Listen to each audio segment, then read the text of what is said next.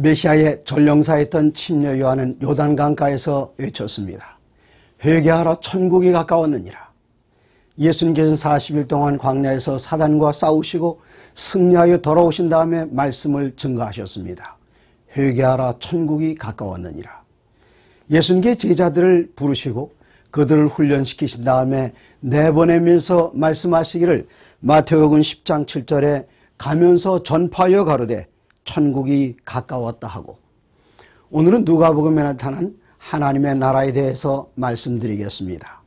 예수님께서는 제자들에게 기도하는 방법을 가르쳐 주실 때에 하늘에 계신 우리 아버지시여 이름이 거룩히 여김을 받으시오며 나라의 임하옵시며 천국이 임하옵시며 뜻이 하늘에서 이룬 것 같이 땅에서도 이루어지이다. 하나님의 나라는 어떤 나라입니까? 하나님의 거룩하신 뜻이 거침없이 성취되는 나라, 주님께서 원하시는 대로 모든 일들이 주의 뜻이 이루어지는 그 나라가 바로 하나님의 나라입니다. 하나님의 뜻은 과연 무엇입니까? 사도 바울은 데살로니가전서 5장 16절로 18절에 이르기를 항상 기뻐하라, 쉬지 말고 기도하라, 범사에 감사하라, 이는 너희를 향하신 그리스도 예수 안에서 너희를 향하신 하나님의 뜻이라 그렇게 이야기했습니다. 여기 누가복음 1장에 보시면은 1장 31절에 보라 내가 잉태하여 아들을 낳으리니 그 이름을 예수하라. 그가 큰 자가 되고 지극히 높으신 자의 아들이라 일컬어질 것이요 주 하나님께서 그 조상 다윗의 왕위를 그에게 주시리니, 예수님께서 오시면서 그리스도의 왕위가, 하나님의 왕위가 시작이 됐습니다. 영원히 야곱의 집을 왕으로 다스릴 것이며 그 나라가 무궁하리라. 하나님의 나라는 우리 주님께서 임하셨을 때에 성취되면서 그 누림이, 그 왕위가 무궁하고 영원할 것이라 말씀하셨습니다. 그러면 하나님의 나라에는 과연 누가 들어갈 수 있을까요? 누가복음 18장 16절부터 하나님의 왕국에 누가 들어갈 수 있는지 살펴보시겠습니다. 사람들이 예수님께 어린아이들을 데리고 왔습니다. 제자들은 아이들은 가라고, 애들은 가라 쫓아버렸습니다. 그러나 예수님께서는 말씀하시기를 그 어린아이들을 불러 가까이 하고 이르시되 어린아이들이 내게 오는 것을 용납하고 금하지 말라. 하나님의 나라가 이런 자의 것이니라 말씀하셨습니다. 하나님의 나라는 단순한 사람들의 나라입니다. 욕심을 버린 사람들의 나라입니다. 다른 사람들을 공경할 줄 아는 사람들의 나라입니다. 내가 진실로 너에게 이르노니 누구든지 하나님 나라를 어린아이와 같이 받아들이지 않는 자는 결단코 그 나라에 들어가지 못하리라 말씀하셨습니다. 이어서 누가복음 18장 18절에는 어떤 관리가 예수님을 찾아왔던 이야기를 설명합니다. 한 관리가 예수님께 나와 선한 선생님이여 내가 무엇을 하여야 영생을 얻으리까? 이때 예수님께서는 10계명을 들려주셨습니다. 내가 계명을 안 하니 간음하지 말라, 살인하지 말라, 도적질하지 말라, 거짓 증거하지 말라, 네 부모를 공경하라. 이렇게 이야기할 때에 이 젊은이는 자신만만하게 당당하게 이러한 모든 것은 제가 어려서부터 다 지켰습니다. 아직도 부족한 게 있습니까? 이때 예수님께서는 말씀하셨습니다. 22절 예수께서 이 말을 들으시고 이르시되 내게 아직도 한 가지 부족한 것이 있다. 그것은 무엇인가? 당신이 가지고 있는 모든 것을 다 팔아서 가난한 사람들에게 나누어 주라고 말씀하셨습니다. 그는 재산이 많은 부자였습니다. 내가 가지고 있는 이런 모든 것을 다 팔아서 가난한 사람들에게 나눠주면 나는 어떻게 살 것인가? 그가 궁금해했던 것은 나는 무엇을 의지하고 살 것인가? 바로 그것이었습니다. 그는 부자인 거로 예수님을 따르지 않고 떠나갔습니다. 이때 예수님께서는 그를 보고 말씀하시기를 재물이 있는 자는 하나님의 나라에 들어가기가 얼마나 어려운지 낙타가 바늘 귀로 들어가는 것이 부자가 하나님의 나라에 들어가는 것보다 쉽다고 말씀하셨습니다. 과연 부자들은 하늘나라 들어가지 못할까요? 성경의 욥은 엄청난 부자였습니다. 아브라함 엄청난 부자였습니다. 이삭과 야곱 다 부자였습니다. 그러나 그들은 다 하늘나라를 유업으로 받은 사람들이었습니다. 이유는 무엇일까요? 계속됩니다. 여기 제자들이 이 이야기를 들었습니다. 듣는 자들이 이르되 그런즉 누가 구원을 얻을 수 있겠습니까? 이르시되 무릇 사람이 할 수 없는 것을 하나님은 하실 수 있느니라. 옆에서 듣고 있던 베드로가 나섭니다. 베드로가 여짜오되 보옵소서 우리가 우리의 모든 것을 다 버리고 주님을 따랐습니다. 이르시되 내가 진실로 너에게 이르노니 하나님의 나라를 위하여 집이나 아내나 형제나 부모나 자녀를 버린 자는 현세의 여러 배를 받고 내세의 영생을 얻지 못할 자가 없느니라. 여기 젊은 관원의 질문은 내가 무엇을 하여야 영생을 얻으리까? 그렇게 시작이 됐습니다. 여기 예수님께서는 이러한 모든 것들을 다 포기한 사람들은 내세의 영생을 얻지 못할 자가 없다고 대답하시면서 그 중간에 천국에 대한 이야기를 하셨습니다. 그 천국이란 어떤 곳입니까? 모든 것을 다 포기하고 오직 그리스도 예수를 붙들 때에 얻을 수 있는 영생, 그것을 천국으로 설명하셨던 것입니다. 이러한 천국에 사는 사람들은 아무런 염려하지 않아도 됩니다. 누가복음 12장 22절부터 또 제자들에게 이르시되 그러므로 내가 너에게 이르노니 너희 목숨을 위하여 무엇을 먹을까 몸을 위하여 무엇을 입을까 염려하지 말라. 목숨이 음식보다 중하고 몸이 의복보다 중하니라. 그 다음에 나오는 말씀 까마귀를 생각하라. 이 세상에 까마귀를 누가 귀하다고 생각하겠습니까? 그러나 주님께서는 까마귀를 생각하라. 까마귀는 심지도 않고 거두지도 않고 골방도 없고 창고도 없고 그럴지라도 하나님께서 길러주신다 그랬습니다. 저는 겨울철 자주 몽고를 여행했습니다. 겨울철에 몽고의 날씨는 영하 40도 이하로 떨어집니다. 온 세상이 눈으로 덮여 있습니다. 그러나 거기에도 참새는 있습니다. 하나님께서 그 어린 참새도 다 살피시고 직접 살피시는데 그리스도 예수를 개인의 구주로 영접하여 천국에 들어간 사람들은 그들의 일상적인 것에 대해서 염려할 필요가 없는 것입니다. 이스라엘 백성들이 출애굽했을 때에 60만 대군이 하나님의 명령을 따르며 진행했습니다. 그러나 그 가운데 고라와 다단과 온 같은 사람들은 하나님을 거역하고 배반했습니다. 그랬을지라도 이스라엘 백성들 영역 안에 있는 동안에 땅이 갈라져 죽는 그날까지 무엇을 먹었습니까? 그날 아침까지 하나님께서는 만나를 고라에게도 다단에게도 먹여주셨습니다. 그래서 예수님께서는 이렇게 말씀하십니다. 믿음이 작은 자들아 너희는 무엇을 먹을까 무엇을 마실까 구하지 말라. 근심하지도 말라. 이 모든 것은 누가 구하는 것이라고요? 주님께서 말씀하시기를 세상 백성들이 구하는 것이라 말씀하셨습니다. 세상 백성들이 구하는 것이다. 다른 말로 말하면 무엇을 먹을까 입을까 염려하는 것이 곧 물질주의요 세속주의라는 것입니다. 참된 경건은 무엇입니까? 이런 것을 염려하는 것이 아니라 이런 모든 것 너희 아버지께서는 이런 것이 너희에게 있어야 할 것을 다 아신다고 말씀하셨습니다. 그럼 우리들은 무엇을 구해야 될까요? 다만 너희는 그의 나라를 구하라. 그리하면 이런 것들을 너희에게 더하시리라. 저는 자녀들을 길러본 경험이 있습니다. 제 아이들이 한 번도 무엇을 먹을까 입을까 염려하는 것을 보지 못했습니다. 저도 자라나면서 그런 염려를 하지 않았습니다. 제가 어렸을 때에 무엇을 먹을까? 어머니의 걱정입니다. 무엇을 입을까? 아버지의 책임입니다. 제 자녀들도 그런 걱정하는 것 보지 못했습니다. 아이들이 필요로 하기 전에 먼저 부모된 저희들이 공급해 줬기 때문입니다. 하물며 하늘나라의 임금이신 우리 아버지시겠습니까? 그러므로 주님께서는 말씀하시기를 이런 것 염려하지 마라. 너희 소유를 팔아 구제하여 낡아지지 않는 배낭을 만들라.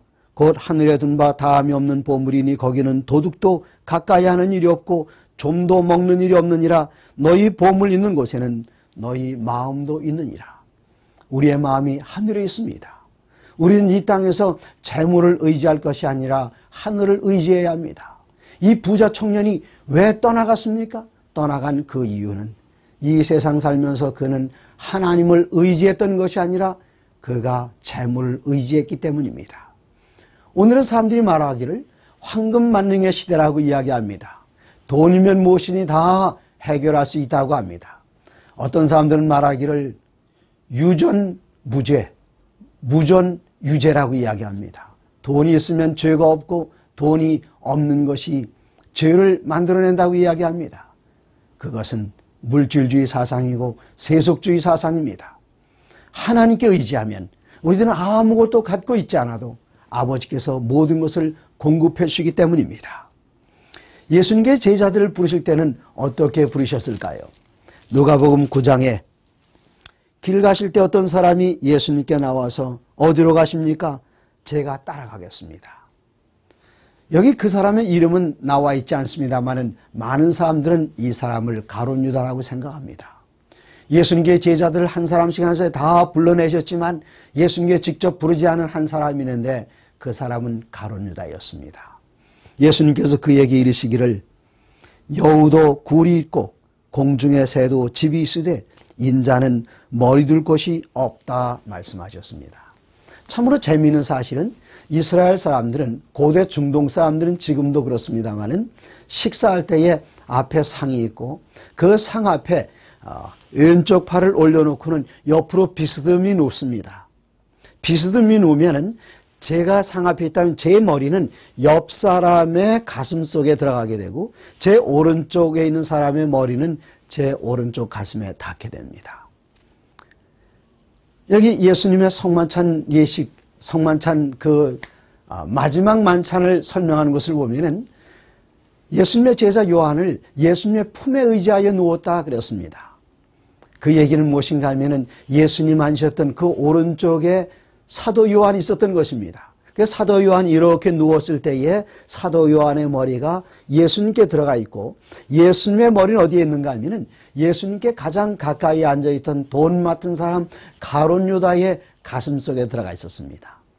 그래서 예수님께서는 가룟 유다의 가슴 속에 머리를 두고 계셨기 때문에 가룟 유다의 모든 것을 비유적으로 말씀드립니다. 다 아실 수 있었습니다.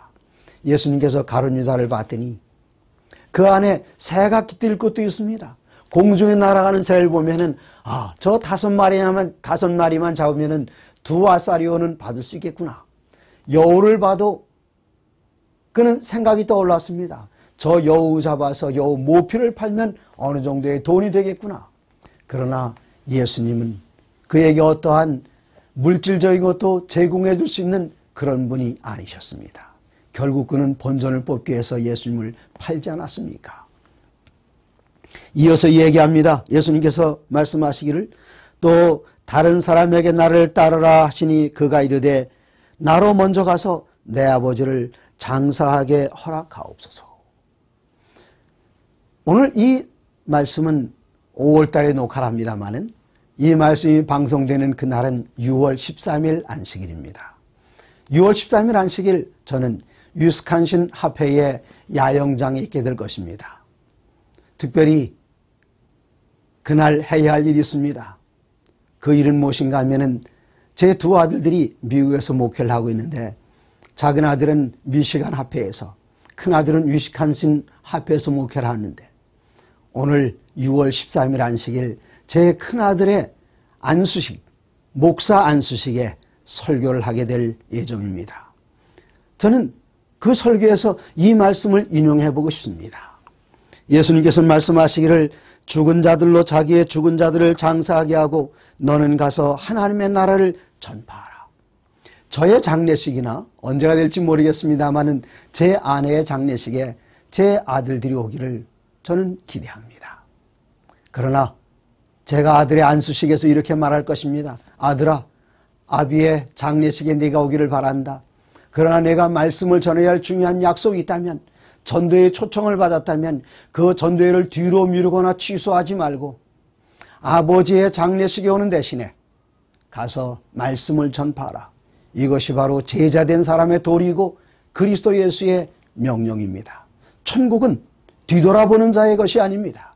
쟁기를 들고 뒤돌아보는 사람은 하나님의 나라에 합당하지 않습니다.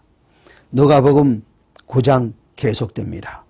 61절 또 다른 사람이 이르되 주여 내가 주를 따르겠나이다마는 나로 먼저 내 가족을 작별하게 하소서.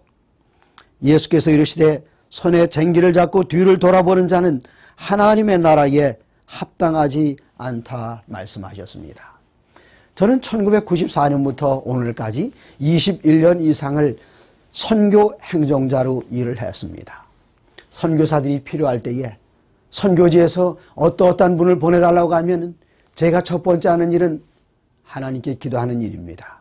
하나님 이곳에 누가 가야 하겠습니까? 때로는 지원자들이 나오지 않습니다.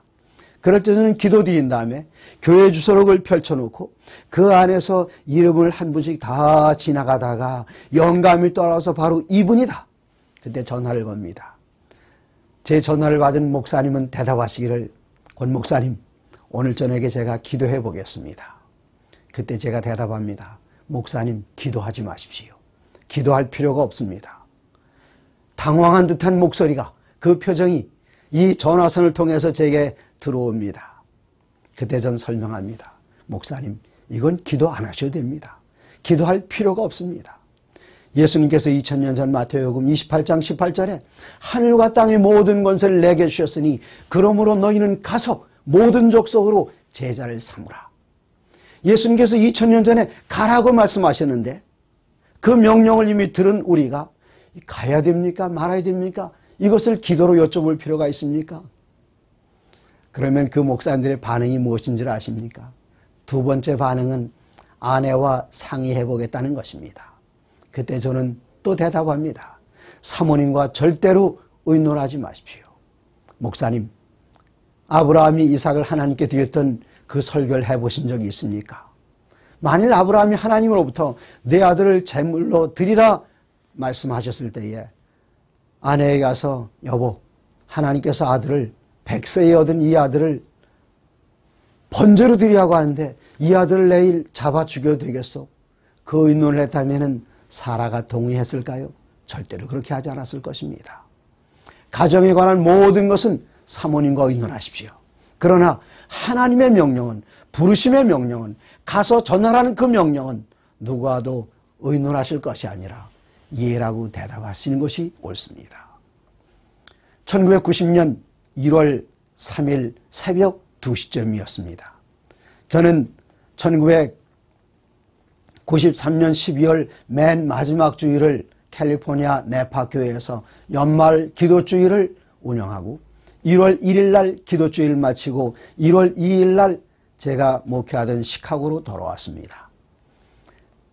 저는 늦은 시간에 도착했기 때문에 1월 2일 늦은 시간 1월 3일 새벽인데 아직 잠이 오질 않았어요. 그런데 그때 전화벨이 울렸습니다. 새벽 2시에 누가 전화를 하겠습니까? 정신 나간 사람 아니면 술 취한 사람이겠죠. 그런데 이 전화를 끊지 않고 이분이 계속 울리는 것입니다. 이젠 끊어졌습니다. 다시 울려요. 그때 제 생각에는 새벽 2시에 제7난치길 예수님교회 목사를 찾는 전화라면 이것은 반드시 중요한 전화라구나. 이분이 내게 어려운 부탁을 말하기 전에 예라고 대답을 해야겠다. 전화기를 들었습니다. 한국연합회의 안실학교 부장으로 계시던 홍명관 목사님이셨습니다. 권 목사님, 필리핀 1000명 선교사 훈련원에 가서 일하시지 않으시겠습니까? 저는 생각하지 않고 대답했습니다. 왜 그런가 하면 조금 전에 하나님께 약속하시기를 하나님, 새벽 2시에 찾는 전화라면 중요한 전화, 저를 필요하는 전화입니다. 제가 가겠다고 대답하겠습니다. 그 약속을 미리 했기 때문에 생각도 하지 않고 목사님 가겠습니다. 그때 제 매부가 정말 좋은 자동차를 주었습니다. 8기통 5000cc 얼마나 좋은 차인지 앞자리가 운전석과 조수석 그 사이에 세 사람이 앉을 수 있는 그런 커다란 자동차였습니다. 크라운 빅토리아, 포드 자동차가 자랑하는 가장 좋은 승용차. 거기에다가 사택 앞과 뒤에는 아름다운 호수가 있고 교회는 가깝고 학군이 좋은 곳에 아이들이 있고 근처에 식품점이 있고 병원이 있고 가장 좋은 그 시카고 교회, 서북 시카고 교회 이제 막 담임을 한 지 얼마 안 되는데 이제는 짐 싸들고 필리핀으로 날아가야만 했습니다. 새벽이 지나고 아침에 예배를 드릴 때에 제가 그날 표정이 좀 달랐던 것 같아요. 예배가 마치자마자 아내가 당신 표정 왜 그러냐 물었습니다. 그때 저는 입을 열어서 여보, 우리들은 2월 말에 필리핀으로 갑니다. 깜짝 놀라는 것입니다. 어쩔 줄 몰라 하는 아내를 보고 제 큰아들이 그때 초등학교 2학년, 3학년쯤 됐습니다. 그때 뭐라고 말하는가 하면 엄마, 이건 하나님께 직접 우리를 부르시는 명령이야. 가야 해. 그리고는 말하기를 아빠, 우린 필리핀 가면은 1년 내내 캠핑하는 거죠. 그리고 영하 30도였던 시카고를 떠나서 영상 40도에 가까운 마닐라로 갔습니다. 하나님께서 부르실 때는 누구와 의논하기 전에 그 부르심이 하나님께로부터 오는 것인가를 먼저 기도로서 확인한 다음에 하나님의 부르심이 확실하다면 그것은 다른 의논의 대상이 필요하지 않습니다. 그래서 예수님께서는 말씀을 증거하러 가다 사람을 만나면 인사도 하지 말라 그랬습니다. 인사하느라고 시간 뺏길까 봐요. 혹시 그 사람이 왜 가야 합니까? 당신이 가야 합니까? 그런 말에 말대꾸할 시간이 없습니다. 가야 합니다. 천국을 전파하는 일은 그런 것입니다. 그러면 이 천국은 언제 임하는 것입니까? 예수님께서 천국이 언제 임하는가를 말씀하셨습니다. 누가복음 17장으로 가보시겠습니다. 누가복음 17장 20절에 바리새인들이 예수님께 질문합니다. 하나님의 나라가 어느 때에 임하나이까? 예수님께서 대답하셨습니다. 하나님의 나라는 볼 수 있게 임하는 것이 아니요 또 여기 있다 저기 있다 하고도 못하리니 하나님의 나라는 너희 안에 있느니라. 사람들은 이 성경 말씀을 생각하면서 자주 오해합니다. 하나님의 나라는 물질적인 나라가 아니라 손으로 만져지는 텐저블한 그런 나라가 아니라 우리들 마음 가운데 있는 심령의 나라라고 그렇게 이야기합니다. 그러나 예수님께서 말씀하신 것은 그게 아닙니다. 예수님께서 그리스도인들에게 대답하신 것이 아니라 바리새인들에게 대답하셨습니다. 하나님의 나라는 여기 있다 저기 있다고도 못하리니 하나님의 나라는 너희 안에 있느니라. 누구 안에 있다고요? 바리새인들 안에 있다 말씀하셨습니다.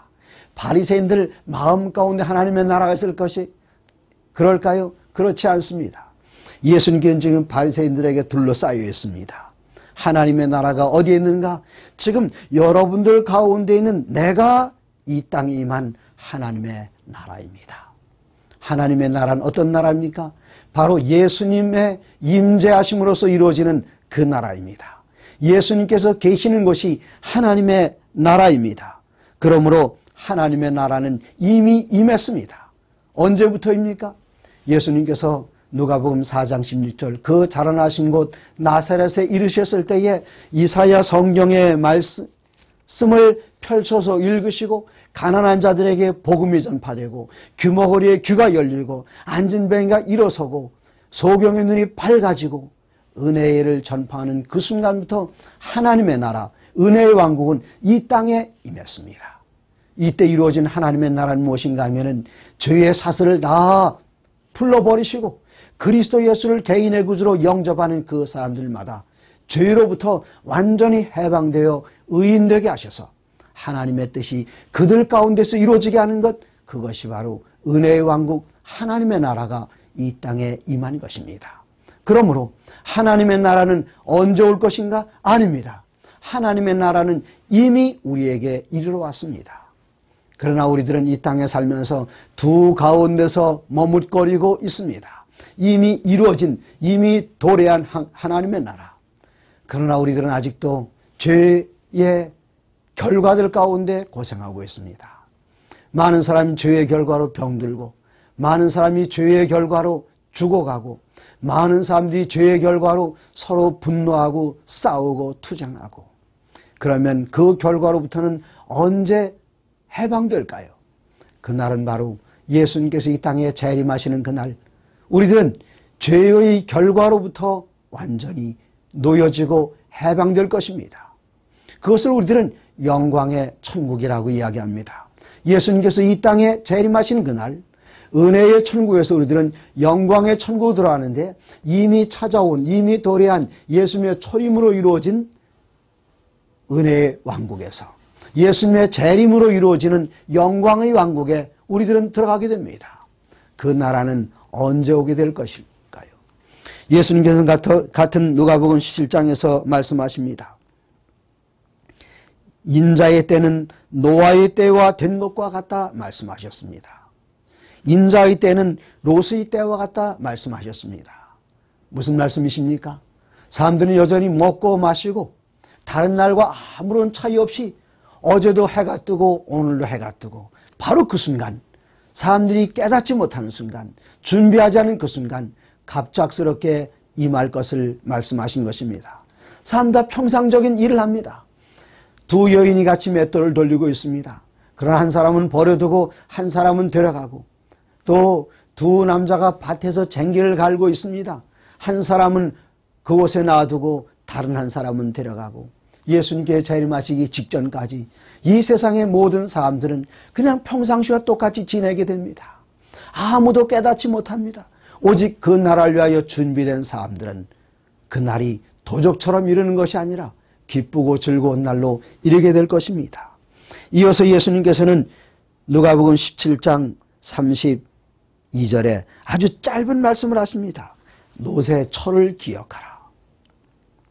롯의 처는 어떤 여자였습니까? 소돔과 고모라의 멸망이 왔을 때에 천사들이 나타나서 이 가정을 구원해 줬습니다. 그런데 천사들은 말하기를 이 성을 떠날 때에 절대로 뒤를 돌아다보지 말라 이야기했습니다. 그러나 롯의 처는 그가 가지고 있던 것들을 하나도 하늘나라로 옮겨놓지 않았기 때문에 그의 재물이 생각나서 뒤를 쳐다봤습니다. 인자의 때는 노아의 때와 같다 그랬습니다. 노아는 어땠습니까? 그가 가지고 있던 모든 것들을 방주로 옮겨놨습니다. 그가 가지고 있던 마지막 물건이 방주로 옮겨지는 그 순간 그가 살던 집터에는 주춧돌 하나 남지 않았습니다. 뒤돌아보고 싶어도 뒤돌아볼 것이 없었습니다. 그러나 롯의 처는 하나도 하늘을 위해서 헌신하지 않았기 때문에 그의 마음이 있는 곳에 그의 보물이 있었습니다. 그의 보물은 어디에 있었는가? 하늘나라로 미처 옮겨두지 못한 그의 재물이 있었기 때문에 재물을 되돌아보았고 마침내 롯의 처는 멸망을 당해 죽게 되었던 것입니다. 누가복음 21장 34절에는 이렇게 재림을 준비하는 것과 관련하여 말씀하십니다. 너희는 스스로 조심하라. 그렇지 않으면 방탕함과 술취함과 생활의 염려로 마음이 둔하여지고 뜻밖의 그날이 덫과 같이 너희에게 임하리라. 주님의 날이 덫과 같이 임해서는 안 되겠습니다. 이 날은 온 지구상에 거하는 모든 사람에게 임하리라. 이러므로 너희는 장차 올 이 모든 일을 능히 피하고 인자 앞에 서도록 항상 기도하며 깨어 있으라. 우리 주님의 간절한 당부입니다. 누가복음의 기록을 마친 누가는 계속해서 사도행전을 기록합니다. 사도행전 1장 6절에 그들이 모였을 때에 예수께 여짜오되 주께서 이스라엘 나라를 회복하심이 이때입니까? 제자들의 관심은 벌써 영광의 천국의 도래였습니다. 예수님의 재림이 바로 이때입니까? 이스라엘 나라를 회복시킴이 바로 이때입니까? 영광의 나라가 지금입니까? 그러나 예수님의 대답은 뜻밖에도 1장 7절에 이르시되 때와 시기는 아버지께서 자기의 권한에 두셨으니 너희의 알 바 아니요? 너무나 뜻밖이지 않습니까? 그 다음에 이어서 뭐라고 말씀하십니까? 오직 성령이 너희가 마시면 너희가 권능을 받고 예루살렘과 온 유대와 사마리아와 땅끝까지 이르러 내 증인이 되리라. 제자들의 관심은 영광의 천국이 지금 이루어질 것입니까? 예수님의 대답은 때와 시기에 대해서는 관심을 갖지 마라. 그들에게 예수님께서 하신 명령은 무엇인가 하면 성령 받기를 구하라. 성령을 통해서 권능이 임하시면 땅끝까지 이르러 내 증인이 되라. 예수님의 명령입니다. 바로 이때 예수님께서는 이 말씀을 마치고 하늘로 승천하십니다. 제자들은 안타까워서 쳐다봅니다. 천사들이 나타나서 이야기합니다. 갈릴리 사람들아 어찌하여 서서 하늘을 쳐다보느냐. 너희 가운데서 하늘로 올리우신 이 예수는 하늘로 간심을 본 그대로 오시리라. 바로 약속입니다. 예수님의 제자들의 관심, 언제 영광의 왕국이 임하는가. 예수님의 대답, 시기는 염려하지 마라. 예수님의 명령, 가서 전하라. 천사들의 약속, 하늘로 올리우신 이 예수는 가심을 본 그대로 다시 오신다 약속하셨습니다. 사랑하는 성도 여러분, 우리들이 할 수 있는 하나님의 나라를 맞이하기 위한 가장 중요한 준비는 무엇입니까? 나가서 말씀을 높이고 말씀을 증거하는 것입니다. 우리가 말씀을 증거하고 있는 그때에 주님께서 다시 오십니다.